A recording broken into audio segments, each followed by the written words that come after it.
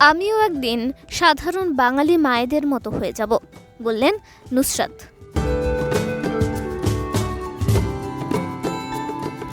যশ দাশগুপ্ত নুসরাত জাহানের ছবি আরি আসছে মা ছেলের গল্প নিয়ে। এই ছবির ট্রেলার মুক্তির দিন উপস্থিত ছিলেন অভিনেত্রী নিজেও। সেখানে ছবির গল্প প্রসঙ্গে নিজের মাতৃত্ব নিয়েও কথা বলেন নুসরাত।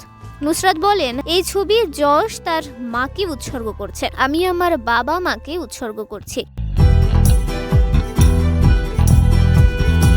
আমার স্থির ধারণা দর্শকেরা এই ছবি দেখে তারাও নিজের অভিভাবকদের কথাই ভাববেন। এই ছবির বিষয় থেকেই প্রশ্ন। নুসরাত নিজেও একজন মা, বাড়িতে কার রাজত্ব চলে? এক উত্তরে নুসরাত বললেন, দেখো, ছেলে এখন খুবই ছোট, তবে ওই রুল করে, দুষ্টুমি করলে বকাও খায়। আমি সারাদিন কাজের মাঝেই ওর খোঁজ খবর নিতে থাকি।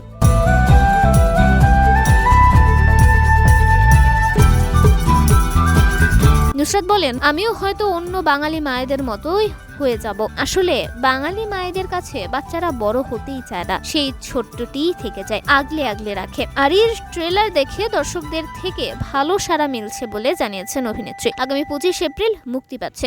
নুসরাত আশা করছেন দর্শকদের মন জয় করতে পারবে এই ছবিটি।